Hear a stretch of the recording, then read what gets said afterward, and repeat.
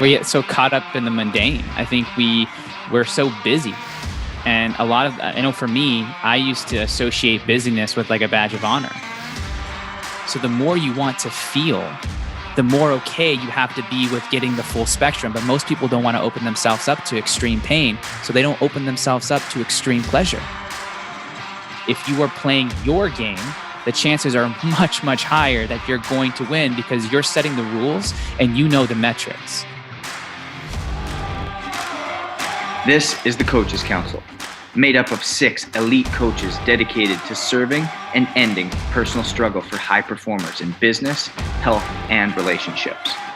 As a collective, we have built and helped build 6, 7, and 8-figure businesses, dominate in multiple industries, coached and played in professional sports leagues, and developed some of the strongest and most intimate relationships, both professional and personal. This isn't your average podcast. It's for the hungry, the dedicated, the doers, for those that have a dream and truly want that dream to become reality. People who want to take action, leave their ego at the door, and own every level of their life. If that's you, then step into the Coaches Council as we rewrite the truths to living that high performance life.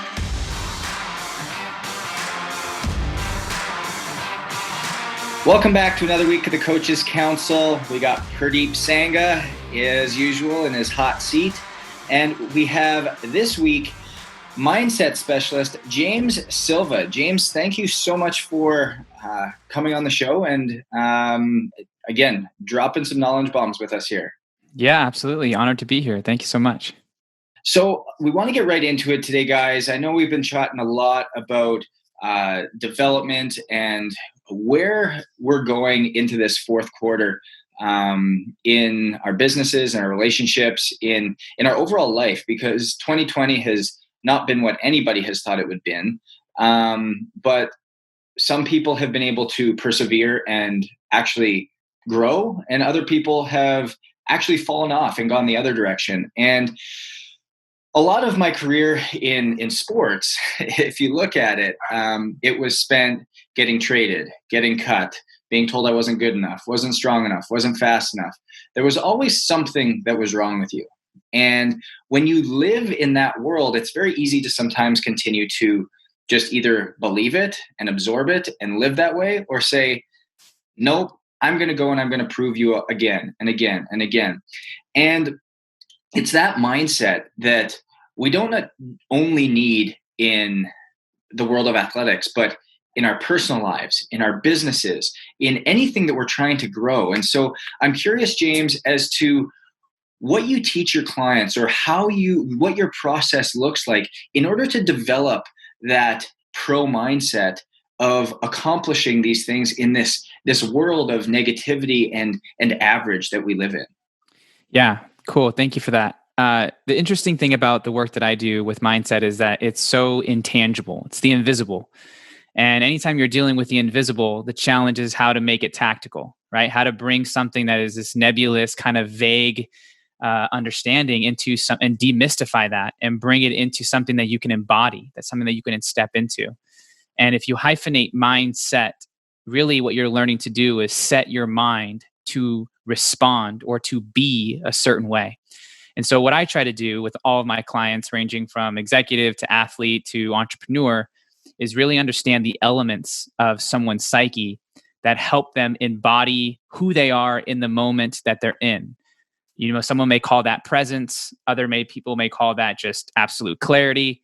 But I find that when someone understands a few things, when they understand their values, when they understand their definition of success, when they understand their personal philosophy, those 3 things combined lead to a very intentional strategic lifestyle. And I find that if those people that have that clarity within those questions, they're able to be more present, weather the pressure, and when adversity comes and challenge shows up, they're able to be resourceful enough to find a solution, find a way to get the goal that they've set out to get, and actually live life on their terms rather than being dictated how to live or what they should be doing rather than what they actually want to be doing.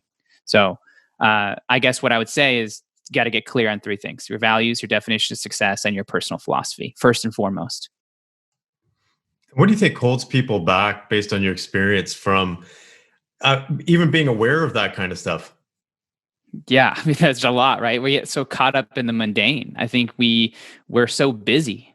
And a lot of, I know for me, I used to associate busyness with like a badge of honor.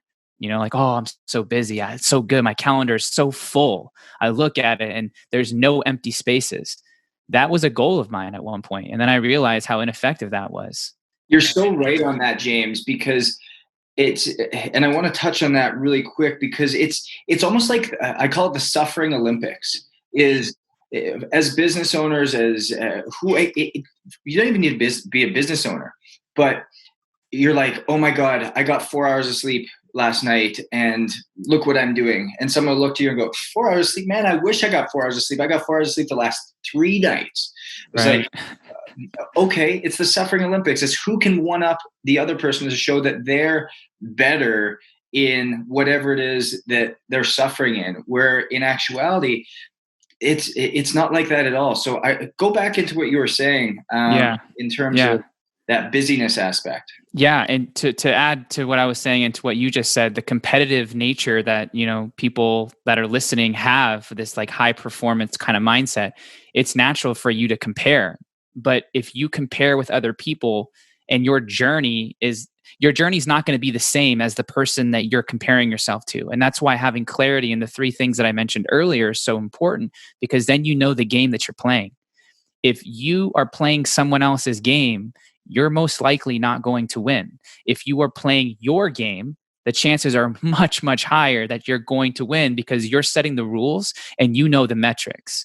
And so we don't get to that point because of the busyness of our lives, the distractions, the phone, the family, the lack of clarity around, what we want to do and what we stand for and what's important to us. It's much easier to just do what other people suggest or to look around in our environments and not cause too much noise, not be a ruckus, not disrupt things, because then that would draw attention to ourselves and we don't know how to handle that attention. A lot of people associate tension to doing something wrong or being an outcast or danger. And so I will avoid that attention by going with the status quo. But the only thing you'll be hurting is you and the people around you, because you'll be settling for something that isn't your truth. And anytime you do that, your power begins to dwindle because you should be doing something and you're not doing it. So you're not living in integrity. And that's the beginning of the downfall of your confidence in who you are and what you can do. That's such a great point. And you brought up the phone. And I don't know if anybody's watched The Social Dilemma.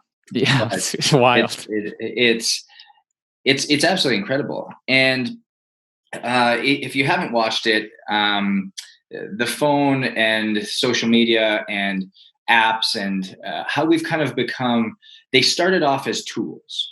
The humans invented these things and to be tools that would make our lives easier in a certain way.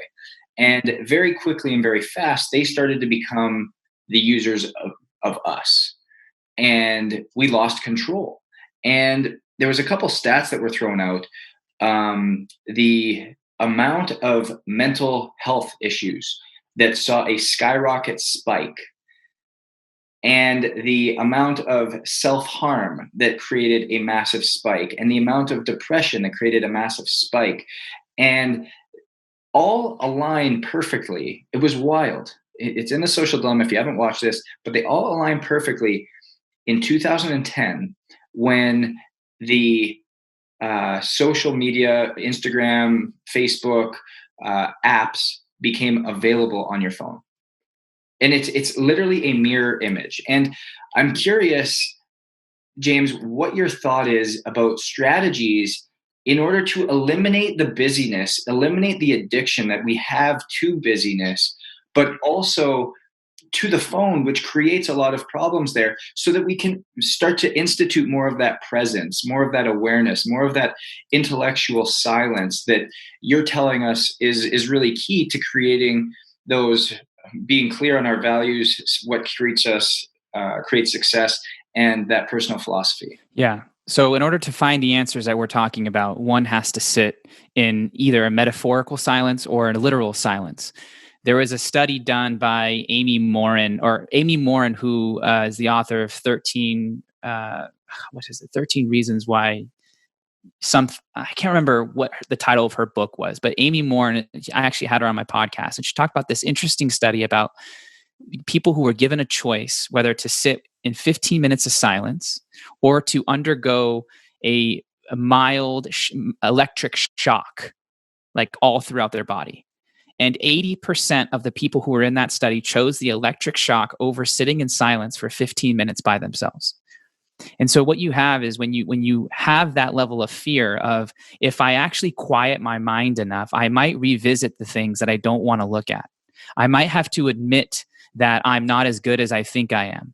I might have to look at the relationship that I'm in that I don't really want to be in, but it's easier to stay in it than to leave it. And that is not an easy process. And we're wired by nature to avoid pain. And so what we're kind of asking you to do, if you want to search for those answers, is to undergo pain in order to get the clarity necessary for you to weather pain more effectively. If you don't know the meaning of the pain that you're going through, that is very troubling. You suffer in that process. And so you're going to experience pain no matter what happens in your life. Pain of job loss, pain of, relationship not working out, pain of you losing a client. And if you can be the type of person that understands that if I want to be more effective at dealing with pain, I have to be comfortable with sitting in it. And I don't necessarily have to solve all of the world's problems, but I have to sit in it long enough to understand it. And if you don't understand something, you can't change something. If you don't understand yourself, you can't change yourself. And the only way to understand yourself is to sit with yourself, observe, ask questions, reflect, write down what you're thinking, and notice the patterns. Because we're just a series of patterns of thought, of behavior, of doing. And if you can be an observer of all of that, then you can build a trajectory on where you're going to go. And for most people, the trajectory that they're on is not the one that they want to be in. But they don't take the time to say, well, where do I want to go? Where am I? And what's preventing me from doing so? And so there is no way to do it other than just to do it. And to know that through that doing process, you're going to find the clarity that will help you weather the storm. You're going to root into the purpose that will keep you motivated, even when everyone else is turning their back on you or support seems to run out the window. You're committed to the process because it means that much to you. And I don't think people have gotten to that level yet.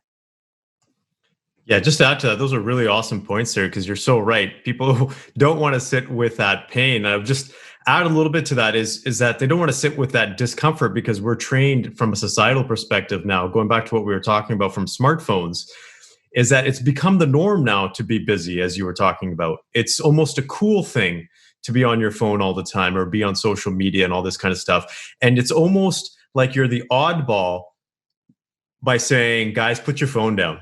Guys, put your phone away. Let's be present. People will start looking at you like you're odd. I've been talking about this for probably about 5 years now, when I first started to get a hold of what was actually happening in the social media aspect, because when I was in certain educational programs, they were actually going out there and so Facebook, a lot of these social media platforms at that time were actually actively going out and recruiting behavioral scientists. And I remember talking to some of them, and they're going after the smartest of the smartest people from MIT and Stanford so that they can create these addictive apps, these addictive platforms. And I think we have to be conscious and be aware to say, okay, this is something that is not healthy for us. It's not healthy for society. And be able to take that criticism of saying, okay, I'm going to put my phone away. We have this conversation in our household quite a bit. My wife and I were just talking, James, and I meditate, religiously. I've been doing it for a long time. My wife, it's just an awesome thing to do. My wife has trouble with it, and she's like, you know what, I can't clear my mind. I said, you know what, meditation, a lot of people look at it as a form of escape, but it has to be part of your overall lifestyle. Because if you have a hectic lifestyle where you're just go, go, go, go, go, you are going to have a tough time meditating, because it's like being on crack and then trying not to go on crack. It's just so tough. So it's so important for us to live a mindful lifestyle overall, I think, is important. For me, and I just want to share a personal experiences, because I grew up on an orchard. And I just got back. I spent the entire month of September in the orchard because we were harvesting our apples. Grew up in a very mindful environment where I'd be out in the orchard 10 hours a day with literally nobody around except for my own thoughts. So going back to what you were saying, I think is so golden. When you sit with your own thoughts, you realize what you're truly made of, where you truly are. And not only that, but what's most important in life, because we're just so bombarded by so many other things, so many false expectations. And I think that word that you just said, that one word, integrity, just hammers it home. So I appreciate you bringing that up. Yeah, absolutely. And real quick, just to add to that, the phone has become, I heard this, I think they say it in the documentary, they talked about the phone as a digital pacifier.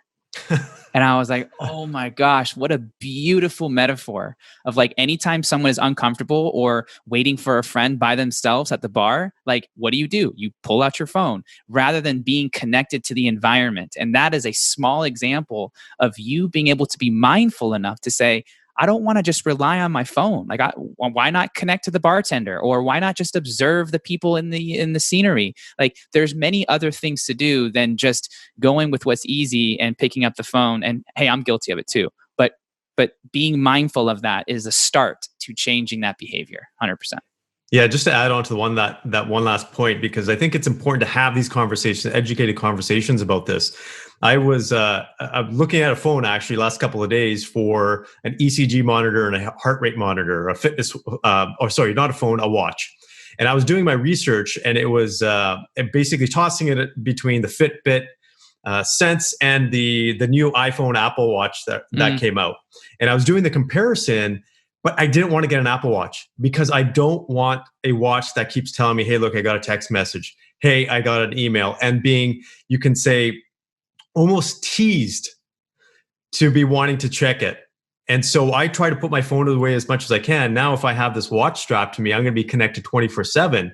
So I actually took the cheaper watch, you could say the less fancy watch, because I just wanted that fitness functionality. I don't want the other functionality of being tethered all the time.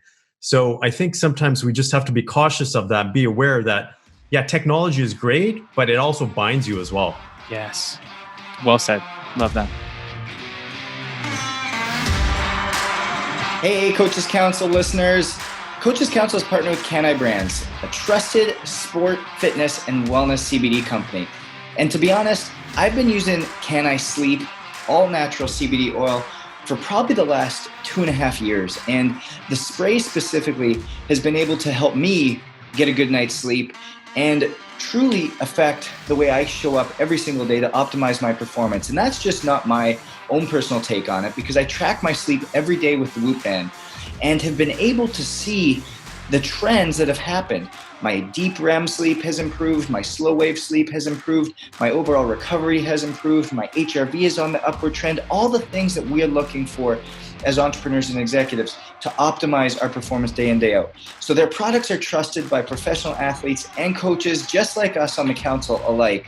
So be sure to check out their website at canibrands.com. That's CANIBRANDS.com, and use the code COACHES20 for 20% off all products just like Can I Sleep and other CBD solutions to help with pain, inflammation, energy, mental focus, and anxiety. Now back to the show.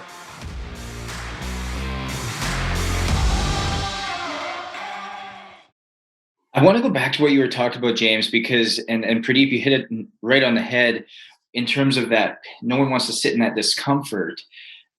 When you're at the bar, and that example that you gave, I know we've all been there, where For sure.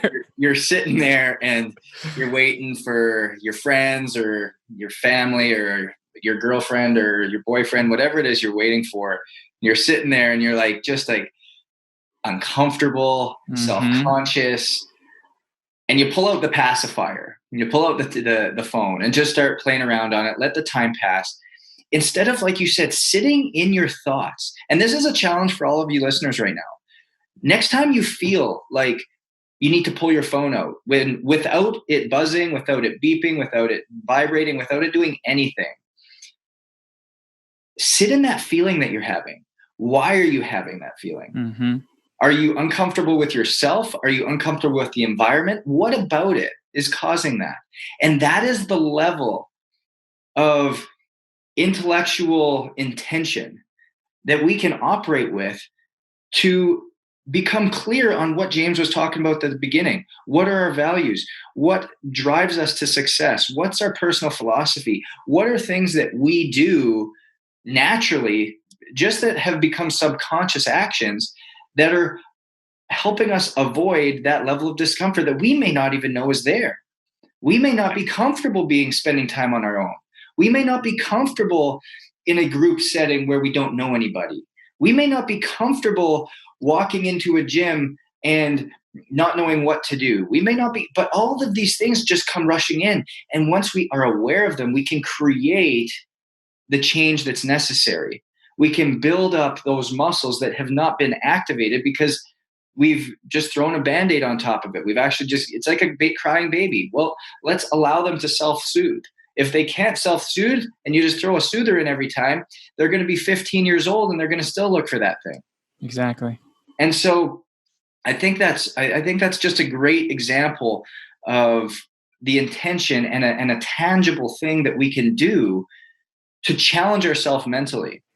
So real quick, to add on that real fast, there's two things that come up for me when you say that. I think the intentionality behind the phone is super important, because one could argue that connecting with the bartender or asking for a napkin and a pen and writing down something could be equally as relevant as a pacifier than anything else. But it depends on the intentionality. And Pradeep, what you said about your Apple Watch situation, the reason you made the decision that you did was because of the values that you had set up, whether you realized it or not. Your value for being present and being connected to the environment is the reason why you got the Fitbit over the Apple Watch.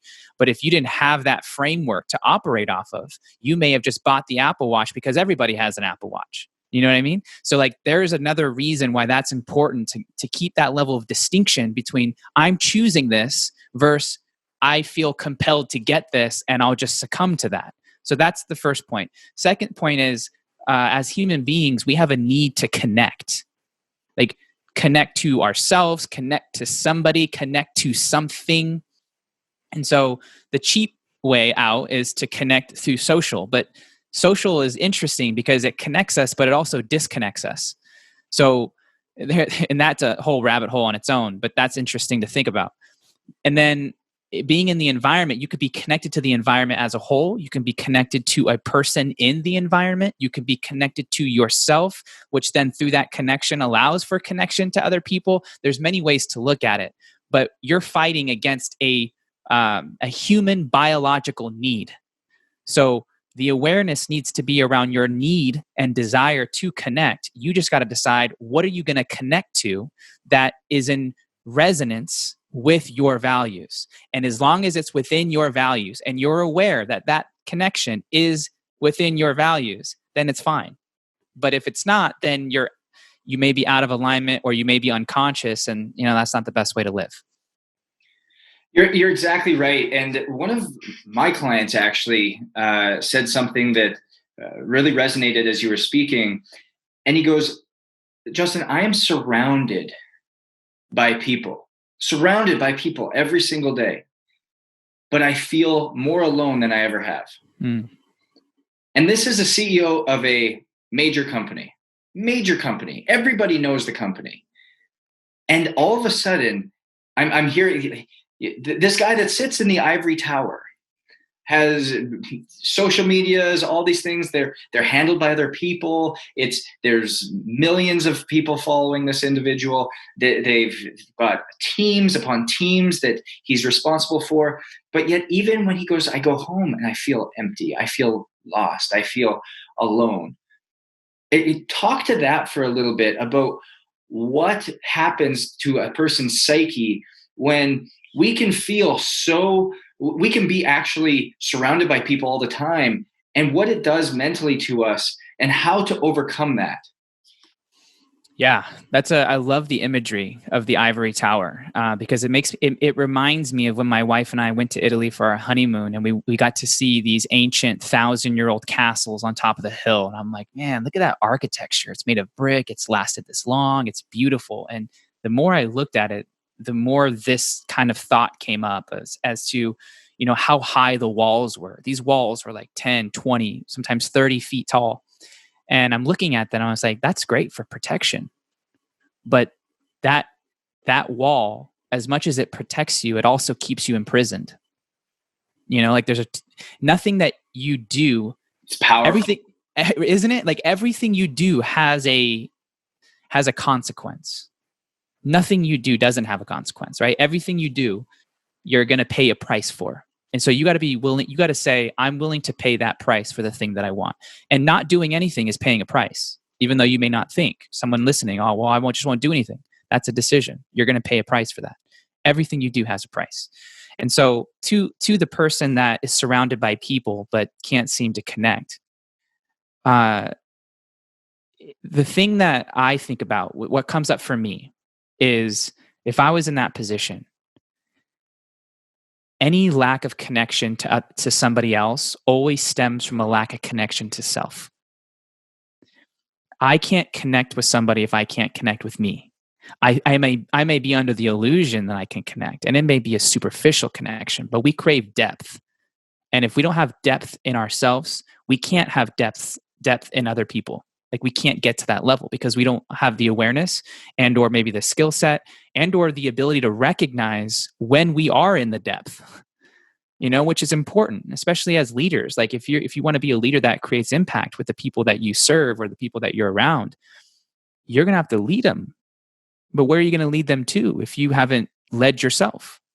So what I would offer as a suggestion, not even that this person's asking, but in this example, I would say, where are you not feeling connected with yourself? Maybe you've been ignoring some health problems. Maybe you don't love what you do anymore. And now you feel the pressure to stay in that position. Or maybe you're spending so much time in X, Y, and Z spot and not being with your family, which is what you claim is most important. That takes a toll. And so that comes back to the reflection in the quiet time. You can only make those acknowledgments and you can only understand what needs to be done when you take the time to listen to your body, to your mind, to your emotion, to higher calling, whatever it is that you believe. That only comes in the slowing down. It doesn't come in the speed. And so if you really want to go fast, you got to start slow. If you really want to go far, you got to start small. It's so key. And when you talk about this depth, how do you get to that depth? How do you create it? How do you find it? You figure out the words. It's one of the hardest things to explain because everyone's path might be different, but where would somebody start? You're like, God, James, everything you're talking about here, it's resonating with me. I get it. I need to slow down. I need to start somewhere. I need to find out really what makes up me, because I'm not connecting with somebody else. But you know what? Because I haven't connected with myself, I'm not able to do that. I don't have the intellectual intention of being able to do that. I don't have the intentionality. So that depth that you talk about and being like a key proponent of that, what action steps could somebody start with, even though everybody else's journey is unique to themselves? Okay. I think one of the prerequisites to that depth is presence. It's the same thing we talk about flow. Flow is one of the most coveted types of feelings and mind states that we seek. And in order to get to flow, you have to be present. You can't be in flow and be thinking about 3 or 4 or 5 different things. Flow is all about being where you are in the moment, as much as everything that you are is in that moment. Well, in order to get to that level of presence, which means get to the depth, I think one has to work through all of the thoughts that come up when you try to be present. And usually what those are emotional traumas their insecurities, or their fears. And so, what I would suggest in order to facilitate more depth is one, to have more conversations around those things, either with yourself, with a coach, with a therapist, or with a close friend that you trust that can let out that rawness. Because what happens is we walk around wearing these masks. We front like everything's fine. We pretend that everything's okay most of the time because we want to be accepted. We want to be a part of the tribe. We want to be, a part of everything that's going on. So the three things, to reiterate, the three things are the emotional traumas, the insecurities, and the fears. That's what comes up most of the time that prevents people from being present. They're thinking about how they look. They're thinking about what they're saying. They're thinking about, am I going to be liked? Am I going to be accepted? Once you work through all of that dialogue, meaning you accept you for you, and you're not needing that external validation from whoever you're speaking to, then you can be present enough to connect with somebody. And through that connection, that authentic, genuine, real, raw connection, that person will feel seen and heard and understood in ways that they don't normally get that, right? You're able to provide it through your level of clarity, through self-ownership. And that is the beginning recipe for the depth that we're speaking about, because then you're able to acknowledge the other person. They feel comfortable. They open up about things that might be bothering them, or things that they don't necessarily say to everybody as some generic response. And then you start a unique, organic conversation that flows into something that's never been discussed. And now you're stimulated. And now it's been an hour, and you look at your watch, you're like, oh my God, it's already been an hour, but it only felt like 10 minutes. That's true presence. But you have to work through all the things that come up that interfere with that in order to get to the depth that we're speaking about. Now, I mean, it kind of comes full circle into the bar scene that we were kind of creating the analogy of, is when you're sitting there alone and you're sitting there in whatever it is that you're feeling. And like Pradeep said, it's discomfort. It doesn't feel good. It's not comfy. It's not warm. It's not a place that you want to stay. But by just seeing it in the background, it's like when there's a fire and you can see it in the distance and you just know it's there. It's creating this anxiety in you, and you get a little closer and it starts to feel hot. Well, instead of just putting the fire out and just avoiding it completely, you're cutting out parts of your life. You're cutting out parts of the experience, parts of the human interaction that you're not able to partake in. Mm-hmm. And that makes you, it's going to make you feel left out of a lot of things. It's going to have you miss out on a lot of experiences, miss out on getting to know a lot of people, because you're worried about things that subconsciously are holding you back. And you said something very early on called, the trajectory you're on is not where you want to go. Mm-hmm. And so many people find themselves on that path. And it's just one promotion after the next, or it's one house after the other, or one car after the other, or one kid after the other. And they just find themselves on this roller coaster of just being in it. What does it take?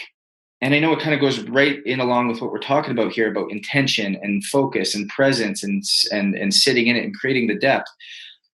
But what is it that we can do to kind of hit the brake on that trajectory and say, you know what?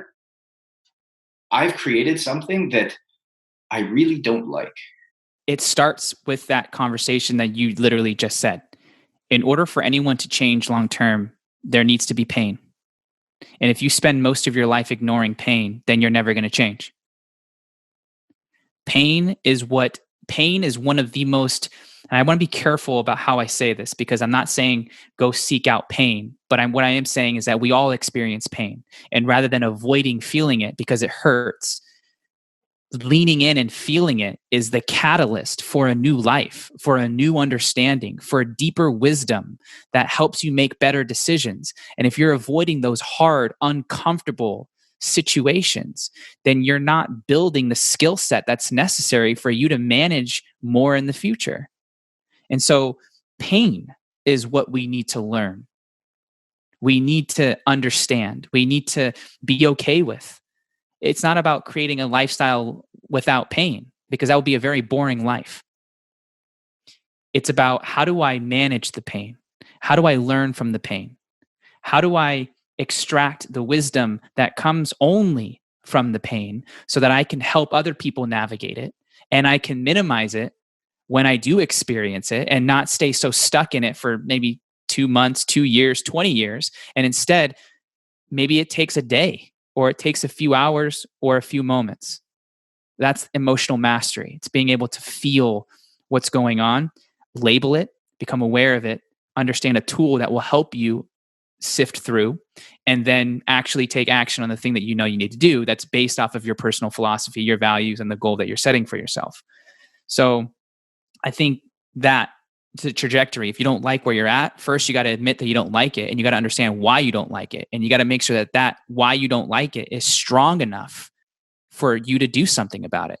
Because most people will say, I want to make more money, but then it's not painful enough. Or they say, I'm not happy with my relationship, but it's not painful enough. So it isn't until you get to the level where you cannot stand what is going on that you'll actually do something about it. So whether that's some external help from someone like myself, or from you guys, or from the podcast, it's got to come from this, like, there's no other option but to move forward. I love what you just said there, because I just had a recent conversation with a gentleman yesterday about this, and this happens in business quite a bit. Is I call it the zone of indifference, right? You're not doing exceptionally well, but you're not doing poor, where you just you're in a drastic stage of, I got to do something different. That zone of indifference, I say, majority of people live in that state, and they just continue to live in that state. And then they, a decade might go by, or 2 decades, whatever it is, and they say, okay, crap, I lived my entire life this way. That is, I think, the biggest danger that you can live in, is if you're feeling like life is just kind of monotonous, right? You're going through the motions, you're doing the same thing, but you're not feeling that level of, you can say, ecstatic joy in life. Because I think that's one thing that we haven't talked about really is, when Justin, you talked about that person, that gentleman that you were talking about, that is, an executive. He's got everything you could imagine from that standpoint in terms of people around him, but he's still not connecting. The conversation about joy, I think, is important, because when we feel that joy, it's just I wouldn't say easy, because I don't think it's easy for people to feel joy these days, but it's an easy way to connect with ourselves. It's an easy way to connect with the life that we have. And it's a word I don't think that a lot of people use very often. We talk about happiness a lot, but when we try to define happiness, there's no real way to define it, because everybody has a different definition of happiness. Joy for me is a lot easier to explain.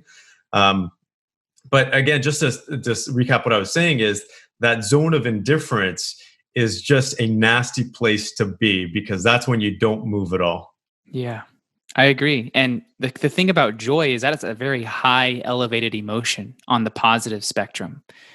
And if you want to feel joy, you as a default have to open yourself up to the equivalent on the quote unquote negative side of the spectrum. So the more you want to feel, the more okay you have to be with getting the full spectrum. But most people don't want to open themselves up to extreme pain. So they don't open themselves up to extreme pleasure. And so they live in this narrow, confined space that they think they can control, which they can't, but they have the illusion that they can. And they try and, not ruffle the feathers, right? So that's what I think about when you just said that. And joy is cool because it comes from inner. It's an inner feeling. It's not something that someone can give you. It's something you have to give yourself. And that only comes through the work that you do on yourself. And then, so that's another thing. And then the last thing is happiness. I think a lot of people say, what's success for you? And they say happiness. And the older I get, the more I realize, I don't know if that's a good definition. Because if your only goal is to be happy, well, what happens when a tragedy happens? You're not going to be happy. What happens when you lose a business client? You may not be happy. What happens when your relationship of 20 years ends? That's not happy. And happiness is only momentarily. It's fleeting. So for you to set a goal on something that you can't grasp and really hold on to, I don't know if that's beneficial. Rather than saying, my goal is to experience all life has to offer, all of the happiness, all of the joy, but I'm also not shunning away the pain and maybe a little bit of the regret and the sorrow and maybe a little bit of the anxiety and the stress. Like all of it is what makes a beautiful picture. Imagine a piano only played in major keys and not minor keys. It's the mixture of both of those notes that creates this beautiful masterpiece that we love to listen to.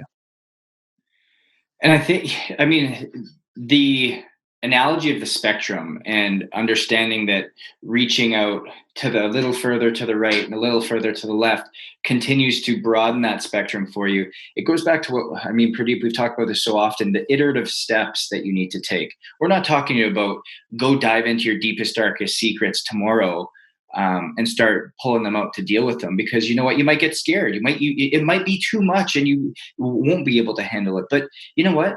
Dive into that bag and pull out something that makes you a little bit uncomfortable, but that you can deal with. Because as James said, you deal with that little bit of pain on that side. Well, guess what? Now you've just opened up a little bit more joy on the other side. Yes. And then after you've stepped out of the circle, go a little bit further, dive into something else. Maybe it's something in your relationship that you haven't been dealing with, or maybe it's something with your wellness, or something in your health, or something in your business, or something with somebody in your network that you haven't leaned into, or your faith.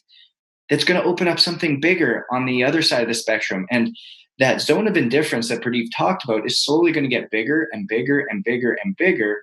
And you're going to live life in color. You're going to live life in that broad spectrum of massive joy, but also understand that there's a little bit of suffering there as well that you're going to feel. But every single thing, as you talked about at the beginning, is all about intention, because whether it's great, whether it sucks, whether it's hard, whether it's difficult, everything is just a moment in time, and everything passes.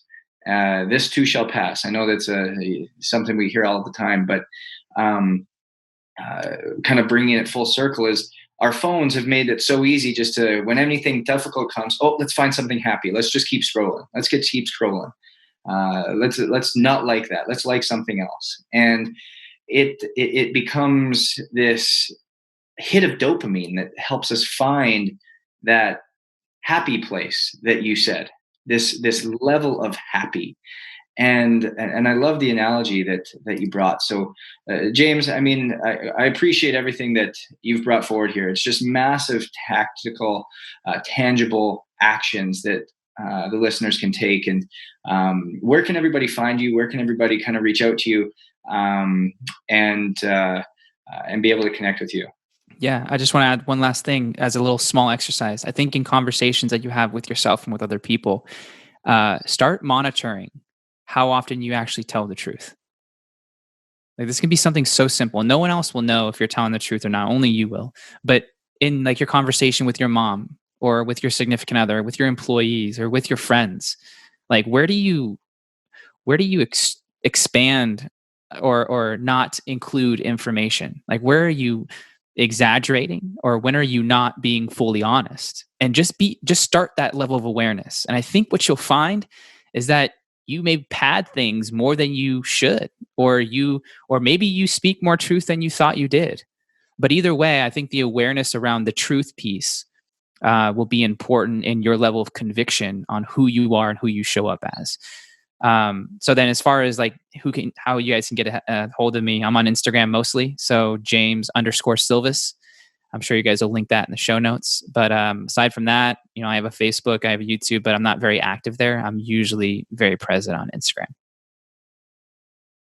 Amazing, James. Well, and again, that last little action step, so simple. Something so simple can have such exponential growth and such exponential changes in our life. So whether you're on a trajectory that you're not happy with, whether you're trying to develop that pro level mindset and finding that you're operating in this zone of indifference, step back and take time. Label it, understand it, take action on it, so that ultimately you can find the values, the personal philosophy, and create the intention so that you can grow to be the person that you truly want to be and can operate with that pro mindset. With that, thanks for listening. Stay healthy, stay humble, and we'll see you next week. Thank you so much for joining us for another week of the Coaches Council. If it wasn't for you viewers and listeners, we wouldn't have a platform. So again, it's all about you guys. And we want to give you a reward just for listening. We want to give you access to each one of our coaches for a little bit deeper, intimate experience. So if you go to coaches-council.com, coaches-council.com, subscribe and like to whatever platform you're viewing on, you're going to be entered to have that one-on-one experience. So be sure to go coaches-council.com and really interact with us, because we would love to interact with you.